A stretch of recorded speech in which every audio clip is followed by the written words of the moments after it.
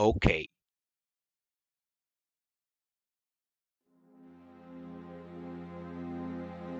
17 iyul 1487-ci ildə Ərdəbil şəhərində anadan olmuşdur.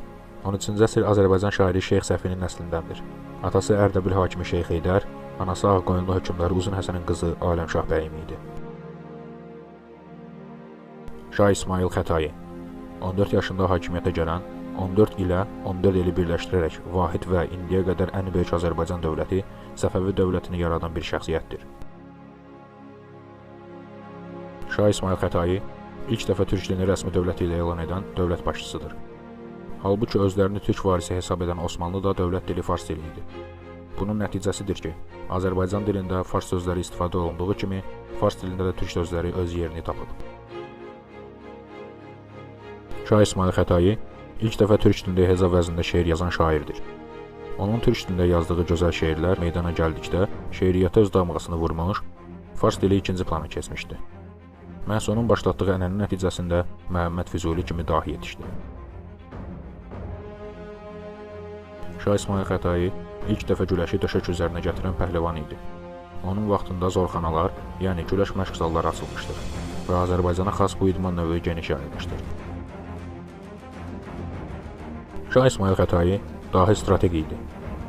Öz qoşunlarını 12 mamın eşqinə 12 yerə bölərək aypara şəklində düzəldirdi. Bu düzülük zəif mərkəzə və güclü cinahlara malik idi. Düşmən zəif mərkəzə əzməklə məşğul olduğu zaman güclü cinahlar düşməni əhatə edir, qoşunu mühasirəyə alıb darmadağın edirdi. O, bir fatih idi. Tarixi Azərbaycan torpaqlarını, Şimali Ağqoyunlu və Şirvanşahlar dövlətini, Cənubi Ağqoyunlu dövlətini və Qaraqoyunlu dövlətini birləşdirərək vahid Azərbaycan dövləti olan Səfəvilər dövlətinin banisidir. Şah İsmayıl döyüşdə hücum taktikasına üstünlük versə də, heç vaxt yürüyüş edib qonşu dövlətlərin ərazisini zəbt və qəsb etməyib. Onun hər bir yürüyüşünün ya kiminsə onun dövlətini meydan oxuması, ya da bir məzlumun imdadı nəticəsində olub. Şah İsmayıl ağla sığmaz cəsarətə malik idi. Başqa dövlət başçıları çadırlarından döyüşü izlərkən, hələ 14 yaşı tamam olmamış İsmayıl qoşunun önündə hücuma keçirdi.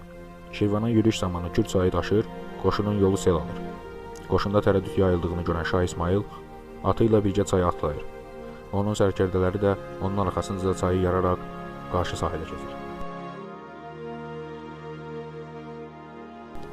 O, həm də ədalətli hakim idi. Məlumdur ki, Şah İsmayıl Osmanlı dövləti ilə vuruşmaq istəmirdi. Lakin şərqində güclü qonşu istəməyən Sultan Səlim 200 minlik qoşunla Azərbaycana yürüyüş etməyə qərarlı idi. Buna görə də Şah İsmayıl qərara gəlir ki, Osmanlı qoşununun qarşısına çıxacaq, bütün torpaqları yandırıb yararsız hala salsın. Məqsəd düşmən qoşununun ac, susuz qalıb əldən çalaraq geri qaytarmaq idi. Bunun üçün Şah İsmayıl torpaq sahiblərinin ziyanlarının müqabilində onları necə illik vergidən azad etdi.